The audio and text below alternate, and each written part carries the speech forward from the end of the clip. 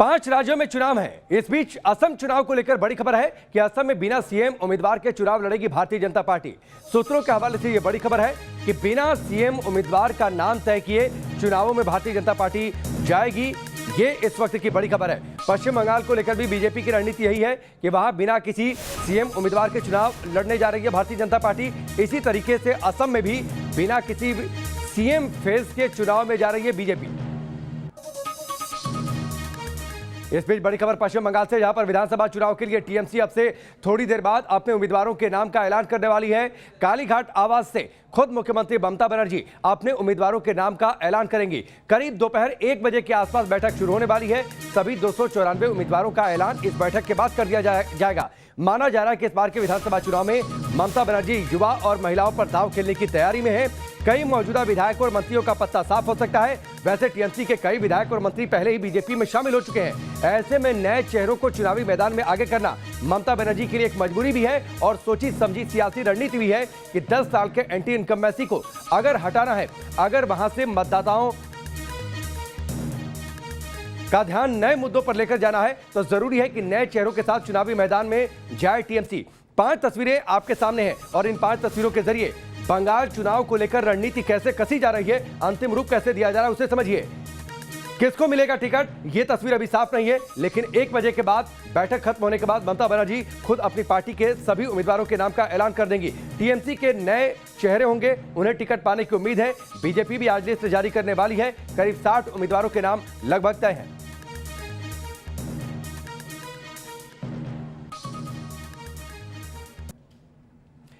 जो मेहमान हमारे साथ जुड़ चुके हैं उनका परिचय सबसे पहले आपसे करवाते हैं। नवीन कुमार हमारे साथ, प्रवक्ता भारतीय जनता पार्टी के। मनोजीत मंडल हमारे साथ जुड़ चुके हैं जो कि समर्थक है टीएमसी के। तापस सेन गुप्ता हमारे साथ, हमारे सहयोगी कोलकाता से हमारे साथ जुड़ चुके हैं। साथ ही रविकांत राय भी हमारे साथ फोन लाइन पर जुड़ेंगे। लेकिन सबसे पहले तापस, मैं आपका रुख करता हूं, बताइए क्या जानकारी है टीएमसी के खेमे से?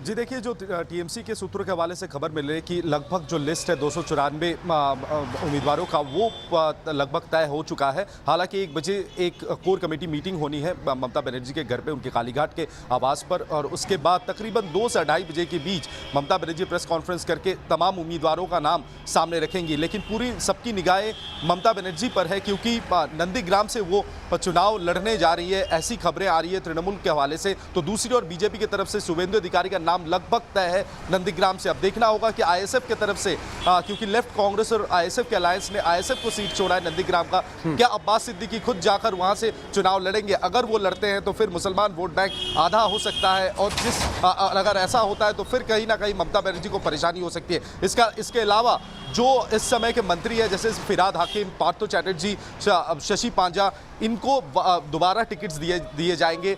मदन मित्रा जो एक वेटरन टीएमसी लीडर रहे हैं, और मैं थोड़ा सा आपको इंटरप्ट कर रहा हूं, जो आपने जानकारी दी ये थोड़ा सा नंदीग्राम के चुनावी रण को दिलचस्प बना सकती है।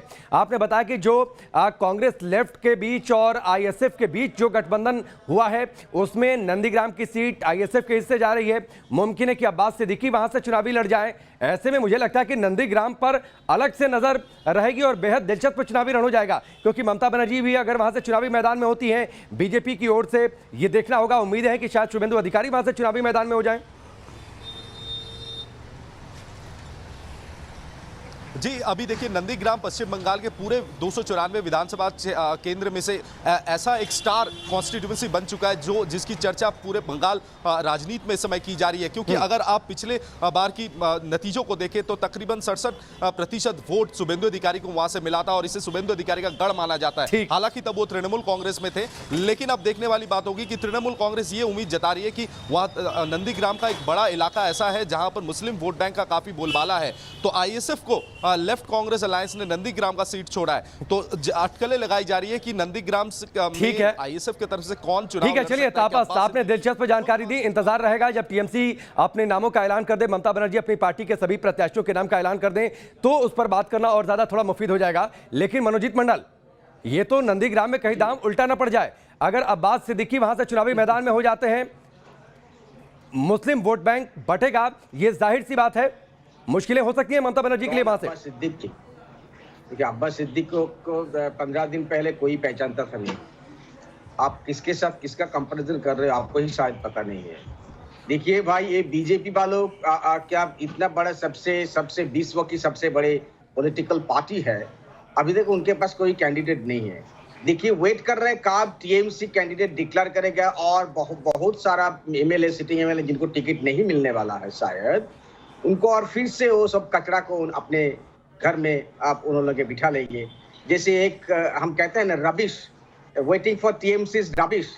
इतना बड़ा पॉलिटिकल पार्टी जैसे एक आप बात करें शुभेंदु अधिकारी और रबिश बैनर्जी, आप देखिए जाके उनके पास कोई 500 भी क्राउड उन पुल नहीं कर सकते। राजीव बैनर्जी एक गली का भी लीडर नहीं है, गली का लीडर नहीं है। नहीं अधिकारी का जो मनोजीत मंडल देखिए, मनोजीत मंडल नहीं मनोजीत मंडल देखिए, जब आपकी पार्टी में ये सारे बड़े नेता थे तो अब बड़े नेता थे, बड़े तुर्रम खान थे, लेकिन जब बीजेपी में चले गए तो आप फुरफुरा शरीफ के पीरजादा से ममता बनर्जी की कभी बेहद करीबी थी, फुरफुरा शरीफ से बेहद करीबी थी, लेकिन आज आपके खिलाफ है, तो आपको लग रहा है कि तुलना होनी नहीं चाहिए। कोई बड़ा नेता नहीं थे भाई साहब। ठीक है, ले लेते हैं नवीन जी, बड़े नेता नहीं थे, ये तो आपके लिए घाटे का सौदा हो गया।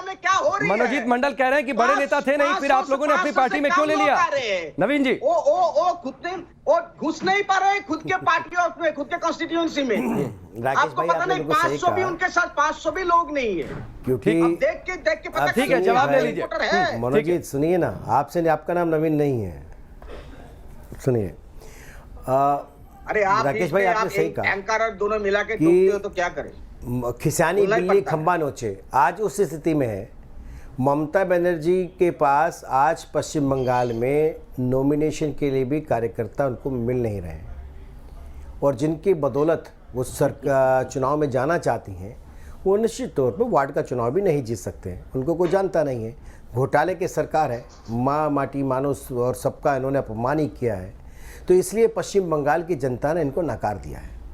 पश्चिम बंगाल की जनता ने, जो वहाँ के रहने वाले लोग हैं, जो वहाँ के मतदाता हैं, चाहे वो किसी भी कम्युनिटी के हों, उन्होंने टीएमसी को पूरी तरह से नकार दिया। और छटपटाहट में टीएमसी कुछ भी बयान दे सकती है, और ये किसी भी प्रकार के लोगों को, इनको लगता ये है कि शायद किसी विशेष कम्युनिटी के लोग इनके कुछ सपोर्ट कर जाएं। मुझे लगता नहीं कि वो भी करेंगे। हर कोई बदलाव चाहता है। पश्चिम बंगाल में उन्होंने लेफ्ट का नहीं, नवीन जी सवाल तो ये ना, बदलाव किस आधार पर? टीएमसी आप लोगों के पास भी तो नेताओं की कमी थी। आज राकेश भाई आवश्यकता ये है, 18 से ज्यादा विधायक उनके पार्टी में शामिल कर लिए गए। अगर मैं ठीक हूं तो आज राकेश भाई मेरा बात तो सुन लीजिए। मेरा कहना यह है कि आपने कहा कि नेता शामिल कर लिए, अरे पार्टी पॉलिटिकल पार्टी में लोग इधर भी आते हैं उधर भी जाते हैं, भाजपा सभी दलों के लोग इधर से उधर जाते हैं, तो इसका मतलब क्या वो पश्चिम बंगाल के नहीं रहे? क्या वो पश्चिम बंगाल की बेटी है या बेटा नहीं है? पश्चिम बंगाल का भाई और बहन नहीं है? लेकिन मनोजीत मंडल कह रहे हैं कि आपके लिए घाटे का सौदा हो गया। निकाल देंगे। जो नेता अगर टीएमसी में रहेगा तो वो पश्चिम बंगाल का चुनावी और नहीं है तो जो जनाधार है वो बचा नहीं है। ये इनको कहने दीजिए ना। मैंने कहा ना, अगर बिल्ली के आने पर कबूतर अपनी आंखें बंद कर ले तो बिल्ली इस पर झपट्टा मार दे, ऐसा नहीं होता। ये आज टीएमसी की स्थिति वही है कि इसने जैसी बिल्ली शेर को सामने देखा तो तब से इसने अपनी आंखें बंद कर ली।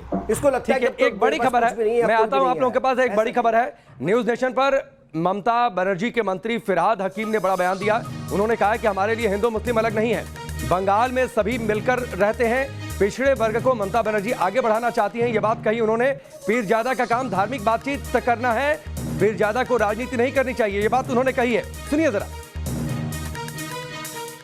कांग्रेस के सीनियर लीडर और मंत्री फिरहाद हकीम, बॉबीदा ये बताएं कि इस बार के चुनाव में मुस्लिम बड़ा फैक्टर सब पार्टियों की तरफ से दिख रहा है, क्या कहना है आपका? ये इसमें हम सहमत नहीं हैं, क्योंकि हमारे लिए मुस्लिम हिंदू कोई अलग नहीं है। ये हमारे बंगाल के कल्चर है, हम सब मिल के रहते हैं, और हमारे लिए पिछड़े वर्ग जो पीछे है, चाहे वो मुस्लिम हो, चाहे वो दलित हो, चाहे वो आदिवासी हो, ये पिछड़े वर्ग है। इनके लिए थोड़ा काम करके इनको आगे बढ़ाना है। यही ममता बनर्जी ने की है 10 साल में। इसलिए आज जंगल महल में आदिवासी जहाँ वो अच्छे हैं, जहाँ पर माओवादी था वहाँ पर आज नहीं है, उन लोग आज उन्नयन देख रहे हैं। तो सिर्फ मुसलमान करके नहीं, सब जो पिछड़े हुए जितने इंसान है बंगाल में, उसको आगे लाने का प्रयास ममता बनर्जी ने 10 साल में किया है। आखिरी सवाल आपसे फिरादा कि अब्बासुद्दीन सिद्दीकी और तोहा सिद्दीकी दोनों से हमारी बात हुई। तोहा सिद्दीकी पूरी तरह ममता बनर्जी को भी समर्थन कर रहे हैं कि ममता बनर्जी ने डेवलपमेंट का काम किया, लेकिन अब्बास कहीं ना कहीं जहर उगलता दिख रहा है। देखिए, हम हुजूर जो है वो धार्मिक बात करेंगे, हम लोग जाके सुनेंगे, मगर हुजूर जब राजनीति करते हैं तब वो पक्षपातित्व में चले जाते हैं। हम कोई हुजूर से ये एक्सपेक्ट नहीं करते हैं जो पक्षपातित्व करें। हम उनके अबू बकर सिद्दीकी, वो हमारे लिए बहुत बड़े बुजुर्ग हैं, हम लोग सब उनको सम्मान करते हैं, चाहे वो हिंदू हो मुसलमान हो, सब। वो एक हमारे लिए फुरफुरा एक तीर्थ स्थान है। वहाँ पर उनके कोई औलाद जाके राजनीति करेगा, भेदभाव के बात करेगा, एक पक्ष लेगा दूसरा पक्ष नहीं लेगा, तो इसमें उनके अपमान होता है, हमारे नहीं। और बंगाल के अपमान होता है, क्योंकि जो भी धर्म माने, जो भी आदमी जो भी कुछ माने, कोई वामपंथी है, कोई डानपंथी है, कोई बीजेपी है, कोई तृणमूल है, सब मगर अबू बकर सिद्दीकी के उनको इज्जत करते, उनका जो ये है उनको इज्जत करते हैं। वो स्थान जो है वो हमारे लिए बहुत पवित्र स्थान है। उस स्थान के बेटे अगर ये सब करते हैं तो ये हमारे लिए बहुत दुख की कहानी है। ये थे जनाब फिराद हकीम, तृणमूल कांग्रेस ने साफ तौर पे कह दिया कि मुसलमान वोट बैंक ही सिर्फ नहीं बल्कि पूरे पिछड़े हुए जाति के लिए ही तृणमूल कांग्रेस काम कर रही है, और आने वाले दिनों में मुसलमान वोट बैंक पश्चिम बंगाल में कुछ खास असर नहीं डालेगी। तपस सेन गुप्ता, न्यूज़ नेशन, कोलकाता। मनोजीत मंडल, ये थोड़ी सी नाइंसाफी नहीं लगती है? जब तक फुरफुरा शरीफ के पीरजादा ममता बनर्जी के समर्थन में थे तब तक ठीक था, अब जब उन्होंने अपनी पार्टी बना ली, उनकी अपनी राजनीतिक महत्वाकांक्षा हो गई, तो आप लोगों को लगा कि उनको सिर्फ धार्मिक बातें करनी चाहिए? नहीं, फुरफुरा शरीफ के जो प्रमुख है वो किसी पार्टी ने ही बनाई है। उनके जो भतीजा है उन्होंने एक पार्टी बनाई है जिनको कोई नहीं पहचानता। बीजेपी, लेफ्ट और कांग्रेस मिलकर उनको एक पहचान दे दिया, अपने ही साथ के लिए एक पहचान दे दिया। ये बंगाल के लोग अच्छे तरह से समझते हैं। ये उनके पास एक पोलराइजेशन का एक वेपन चाहिए था। हाँ, ये पोलराइजेशन का वेपन इनके खिलाफ, ये जो साहब है उनके, मैं इनको पूछना चाहता हूँ, उनके पास ये सब रैलियां करने के लिए इतना सारा पैसा कहाँ से आ रही है, ये देखना पड़ेगा। वो तो कोई प्रोफेशन नहीं थे, वो एक पीरजादा थे। सबको पता है, सबको पता चल गया। बंगाल की जनता इतना बेवकूफ नहीं है कि इनका जो मकसद है, जो धार्मिक रैलियां जो होते थे, अभी पॉलिटिकल रैलियां बना दिया। अब आगे जाके देखिए उनके रैलियां में कितने सारे लोग होते हैं। नहीं, चलिए मैं आता हूं मनोजीत मंडल, आपके पास आता हूं। पोलराइज तो हर कोई अपने हिसाब से करने की कोशिश कर रहा है ना, पोलराइज तो हर कोई अपने हिसाब से करने की कोशिश कर रहा है। वरना बीजेपी का जो आरोप है कि दुर्गा पूजा के पंडालों पर प्रतिबंध और मुहर्रम के जुलूसों पर प्रतिबंध नहीं, जय श्री राम के नारों पर ऐतराज, हर कोई तो अपने हिसाब से पोलराइज वोट बैंक को कर रहा है ना। कितना दिन तक चलाओगे? ठीक है, ओ मोहर्रम वाला नैरेटिव कितना दिन तक चलाओगे? अरे मैं नहीं चला रहा हूं नैरेटिव, आप लोग सेट कर रहे हैं और बीजेपी उसका फायदा उठा रही है। हम नहीं चला रहे उसे, आप मनोजीत मंडल इस बात को समझिए। अगर ये चलता, लेकिन चुनावी मौसम में जब विश्लेषण होता है तो सारे पहलुओं की बातचीत होती है। मैं रविकांत पर जाना चाहता था, लेकिन नवीन जी आप एक जवाब दीजिए। 10 सेकंड तो दीजिए जी। मेरे को राकेश जी केवल इतना सा कहना है कि टीएमसी ने पहले हिंदुओं का अपमान करके, माँ दुर्गा का अपमान करके, जय श्री राम का अपमान करके हिंदुओं को अपने आप से छिटा दिया, अलग कर दिया, भगा दिया। अब ये इनको ये मानना है, ये खुद इनके नेता कह रहे हैं मुस्लिमों की कोई परवाह नहीं है, मुस्लिमों को वोट इनको चाहिए नहीं, वो कहीं जाए, पीरजादा जाए, कोई जाए, उनसे कोई लेना देना नहीं है। ये ना हिंदू इनके साथ है ना मुस्लिम इनके साथ है, और ये बार बार कह रहे हैं कि इन्होंने ऐसे गरीबों को आगे बढ़ाया, इतना आगे बढ़ाया। अरे भाई, बढ़ाना वही था, इतना आगे मत बढ़ाइए कि उनको पश्चिम बंगाल से बंगाल में शिफ्ट कर दोगे आप। ऐसे नहीं करना है। आपको चाहिए था पश्चिम बंगाल के लोगों का विकास करना, आपको चाहिए था ईमानदारी से सरकार चलाना, भ्रष्टाचार मुक्त सरकार चलाना। आपने भ्रष्टाचार युक्त सरकार चलाई, ईमानदारी की जगह लगातार कत्लेआम मचाया, लोगों की हत्या करते हो, धार्मिक उन्माद मचाते हो, बढ़ाते हो, और हिंदुओं का अपमान करते हो, दुर्गा पंडालों का अपमान करते हो। उसके बाद कहते हैं कि लोग आपके साथ हैं। आपका भाषण देने से साथ नहीं होंगे लोग, आपको समझना पड़ेगा। पश्चिम बंगाल के लोग आपको इस समय नकार चुके हैं। ममता बनर्जी हो, लेफ्ट हो, कांग्रेस हो, आज इनकी पश्चिम बंगाल में कोई आवश्यकता नहीं है। आवश्यकता वहां पे उस पार्टी की है जो विकास कर सकती है। डबल इंजन की सरकार की जरूरत है। केंद्र के साथ मिलकर चलाने वाली अगर कोई सरकार पश्चिम बंगाल में आ सकती है तो केवल एक है, वो है भारतीय जनता पार्टी की सरकार। आज हिंदुओं भाजपा को का भगा दिया पश्चिम कि बंगाल आप में बढ़ता हुआ उस तरह का जनाधार झूठ इन फैलाते लोगों हो। के लिए खतरा बन गया है। हिंदुओं पश्चिम को भगा बंगाल दिया में गया। भाजपा का आप बढ़ती example लोकप्रियता दीजिए। इनको आंखों में आप खटक दीजिए, रही है। आंकड़े पश्चिम दीजिए। बंगाल में जन माटी मानस आपको माँ शर्म हर आने व्यक्ति चाहिए। भाजपा से आपके जुड़ पास रहा है, कोई उससे इनको लीडर पीड़ा नहीं हो रही है। है। इनको आपके पास समझना कोई पड़ेगा नीति अगर नहीं पश्चिम है। बंगाल को आप लोगों दुर्गत को में दूसरे के पहुंचाया घर तो को उसके आप जिम्मेदार उजाड़ते ये हो। लोग हैं, कोई और उनके नहीं है। घर से दो, यही कारण है तीन, चार कि आज राबिस लेके देश की आते हो, जनता जैसे कि पश्चिम राबिस बंगाल की तरफ बनर्जी। नजर उठा और करके उसके देख रही है बावजूद भी कि पश्चिम आप बंगाल इस की तरह का जनता अपने narrative विकास के चलाते लिए हो। ठीक भाजपा है, का अरे, नहीं भगा चलती दिया है। एक गया। एक करके बोल लेते हैं। जो बड़ी-बड़ी सभाओं के अंदर लाखों लोग निकल करके नवीन आ जी, रहे हैं। एक मिनट, अपने और अपने मनोजीत निकल मंडल, करके एक आ रहे मिनट। हैं, और इसलिए आ रहे हैं वो अपना अरे अब तो ये लड़ाई छोड़ दीजिए, आखिरी वक्त है। एक मिनट दोनों लोग शांत हो जाइए। दोनों लोग शांत हो जाइए। नवीन जी और मनोजीत मंडल, ईमानदार सरकार देश में नवीन जी और मनोजीत मंडल, एक मिनट आप दोनों लोग शांत हो जाइए। जो झूठ आप दोनों लोग शांत हो जाइए। कम से कम चुनाव की तारीखों का ऐलान हो चुका है। नहीं। अगर आप लोग अपनी अपनी पार्टियों के बारे में भाई, ये सोच तो लीजिए। इनको तो आप देश अगर भर आप के लोग बारी पश्चिम बारी बंगाल से की कहेंगे तो हो जनता ने सकता है शांत कर बंगाल के दिया। लोग आपकी इस बातचीत बात सुन को ले, सब समझ लें, जानते हैं। तय कर लें उन्हें किसको वोट देना है, कौन सी पार्टी उनके लिए बेहतर है। और आप लोगों की आपसी लड़ाई में मैं अपने सहयोगी रविकांत के पास नहीं जा पाया। रविकांत माफी के साथ ब्रेक के लिए रुकूंगा, ब्रेक के बाद तुरंत आपके पास लौटता हूं। ब्रेक के बाद चलिए आगे बढ़ते हैं। सारे मेहमान हमारे साथ जुड़े हुए। इस हिस्से में मैं तापस का रुख करता हूं। तापस, आप ब्रेक से पहले बातचीत सुन रहे थे, जो आपसी लड़ाई है बीजेपी टीएमसी की, वो भी आप सुन रहे थे। सच हम चाहते हैं, एक आपका विश्लेषण यहां पर जरूरी है, क्योंकि पोलराइजेशन का आरोप हर कोई एक दूसरे पर, क्या सिर्फ पोलराइजेशन के सारे ही चुनाव है इस बार? मान ले यही सच है। जी देखिए, ये जो चुनाव होने जा रहा है, इस चुनाव में अगर इशू की बात की जाए, कोई इशू उस लिहाज से दिखता नहीं है। सिर्फ ध्रुवीकरण दिख रहा है। एक तरफ खैला हवे तो दूसरी तरफ जय श्री राम। यही दोनों नारों को सामने रखकर कहीं ना कहीं बीजेपी और टीएमसी के तरफ से ध्रुवीकरण करने की कोशिश की गई है। और अफसोस की बात यह है कि सीपीएम या लेफ्ट पार्टी, अगर आप कहें, जो अपने आप को आस्तिक या नास्तिक पार्टी कहा करता है, वो भी कहीं ना कहीं आईएसएफ का हाथ पकड़ते हुए ये साबित कर दिया कि इस बार मुस्लिम वोट बैंक कितना बड़ा फैक्टर हो सकता है। तो कुल मिलाकर ध्रुवीकरण की राजनीति पर खड़े होकर का ये चुनाव लड़ा जाएगा इस बार। तमाम जितने सारे राजनीतिक दल है पश्चिम बंगाल में, वो सारे ही कहीं ना कहीं ये ध्रुवीकरण के शिकार है, और इसी को सामने रखते हुए आने वाले दिनों में ये चुनाव लड़ा जाएगा। तापस, जितना राजनीति को आप समझते हैं, जितना मैं समझता हूं, एक बात तय है, और मुझे लगता है इस सच्चाई को हर कोई स्वीकार करेगा। अगर आप सियासत में, तो सियासत का एक ही धर्म होता है, सत्ता हासिल करनी है, और सत्ता चाहे जिसके साथ जाकर हासिल करनी हो। और इसी सिलसिले और इसी पाथ पर जो है लेफ्ट है। एक ब्रेक के लिए रुकेंगे, जल्द वापस लौटते हैं।